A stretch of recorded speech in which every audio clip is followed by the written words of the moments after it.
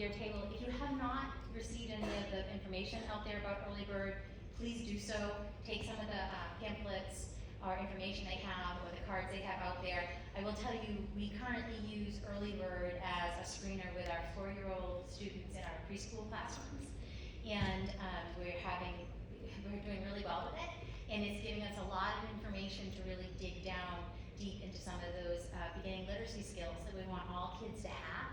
And then it's giving direct connections to our educational staff about what some of that instruction should look like. So it's something for you to look at and see if you're interested in.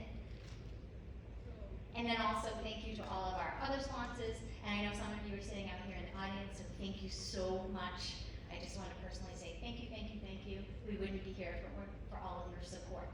And the Hill has a table out there as well. So the Hill will come and do all sorts of literacy trainings if you're in a school department or any sort of community-based organization or a private school. And also they do individual trainings at different locations as well. So something to look into if that's something you're interested in too. And lots of fabulous sponsors. So make sure you take in all those names and thank you again, because without your generosity, we wouldn't be here tonight. And these are some of our other sponsors. Thank you again. All right, so I'm going to go right in really quickly and talk a little bit about who we are. So for Stars, it's a nonprofit agency that our headquarters are right here in Weymouth. We just purchased a beautiful brand new building in Libby Industrial Park. This is our main building though, that we've been in for many, many years. The agency has been around for over 50 years. That is the former Jefferson School, and I don't want to call anyone out, but I know some teachers in Weymouth who taught there, and I don't know if any are in the audience, and I won't make you raise your hands, so don't worry. But if you want a tour of it, let me know. It is your traditional old schoolhouse, and it's a fabulous building for our kids to have all sorts of learning experiences in. The agency was founded by Rosemary Wahlberg, yes, of the Wahlberg family. She wanted to be able to go back to work and didn't feel as though there were a lot of opportunities out there for women to feel comfortable in having another place for their children to go while they went to work. So she founded the agency with some other friends of hers, and it's been running ever since then.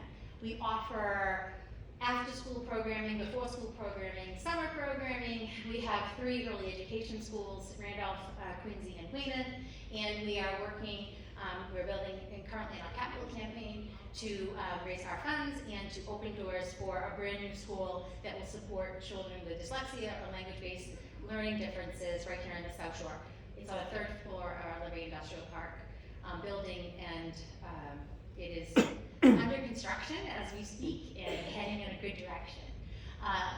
So that's a little bit about the agency.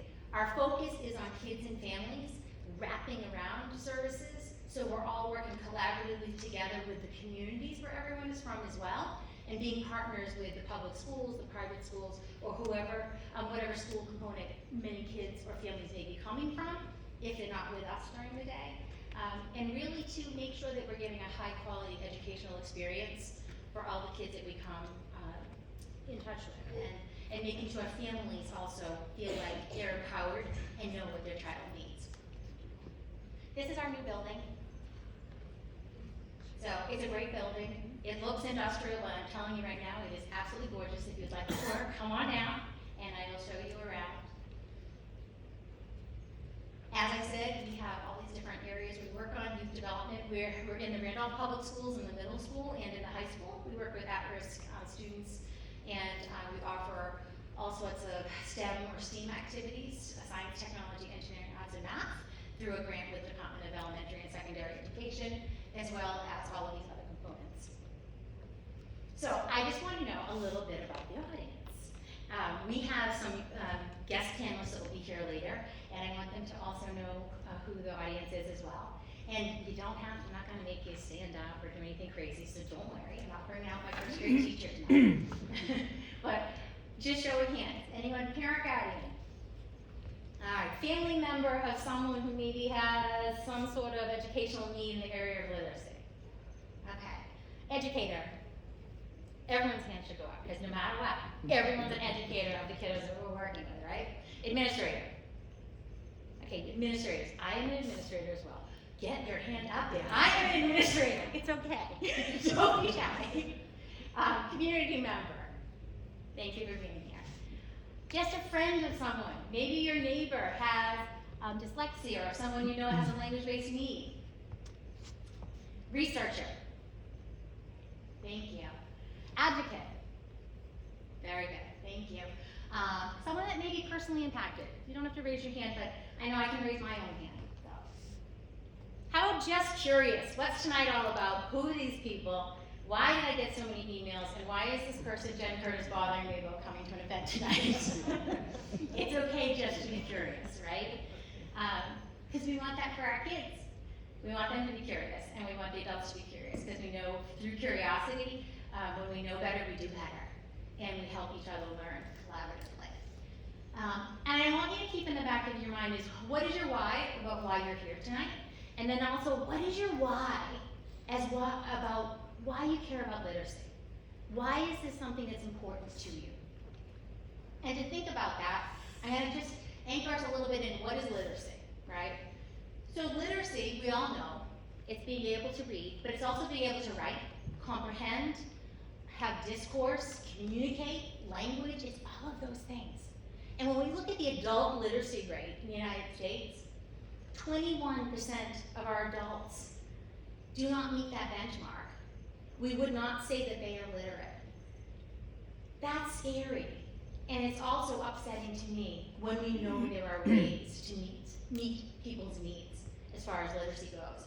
We know that 70% of those reading below average in first grade will probably still be reading below average in 8th grade. We also know that a child who does not read is vulnerable for feelings of shame, failure, inadequacy, and depression. And we also know that 20% of the population, they struggle with symptoms of dyslexia. I know one of my big whys for doing this work is that one right in the middle. I taught a language-based classroom for a brief amount of time, and also was very passionate about literacy in my 26 years in public education.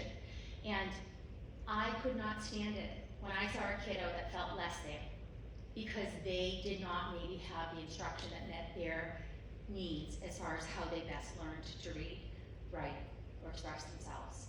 And I'm sure many of you feel that exact same way. So I know my why for loving literacy work and being excited about, I'll say the literacy revolution that we're in right now, is because we know that things are going to change. We know that kids are going to have more opportunities, and we also know that that whole mantra of when we know better, we do better, that's something that I think we're seeing happening hopefully across the United States, but it's definitely in Massachusetts. So that would be my why. We also know that in Massachusetts, 1 out of 4 kiddos that has an IEP has been identified as having a specific learning disability. Frequently, that is where your children that may have dyslexia or a language-based learning need may be qualified under that category. That's a lot of kids when we think about the South Shore alone. So when we talk about, again, like what is literacy and what really is literacy, we talk about we really want to have kids that are strong, long-term readers. Learning to read begins long before a child enters school. It begins when parents and guardians read to their children, buy their children books, and encourage their children to read. We want to grow that passion and love for literacy, bring it back. So sometimes we see those kids where they say, oh, I just hate reading. We want to figure out a way to ignite that spark that maybe has gone out for a multitude of reasons. Why do we need literacy? We want good employees. This is not just about your pre-K to 12th grade or beyond experiences. This is about a long-term impact on society. We want good employees. To have good employees, we want literate adults. We want families to be healthy.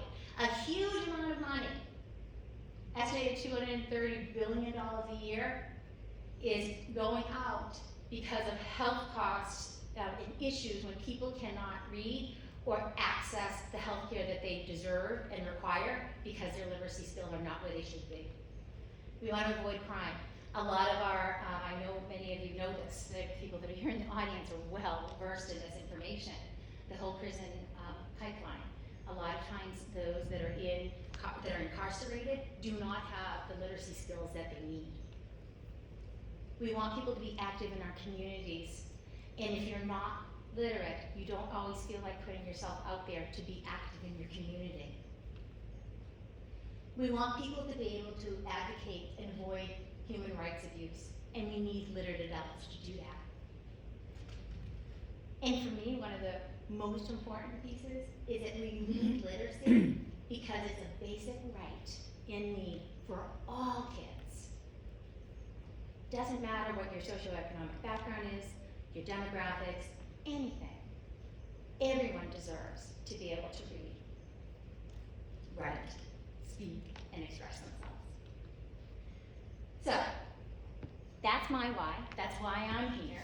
And that's why I'm also so happy and thankful that you're all here as well. I don't want to belabor anything. I want us to move right into the documentary, and then we're going to have our fabulous panel. Where are our panelists? Can you just give a wave? There we go. Okay, right, way up back too. All right, so we have, just quickly, Dr. Norma Hancock is here, and I'm going to do a formal introduction when we all sit down in a few minutes. Lenny Stedman is way out back, and Dr. Charlie Haynes is here with us as well. So at this time, I'll tell you, enjoy the film. In your bag, there is a note card.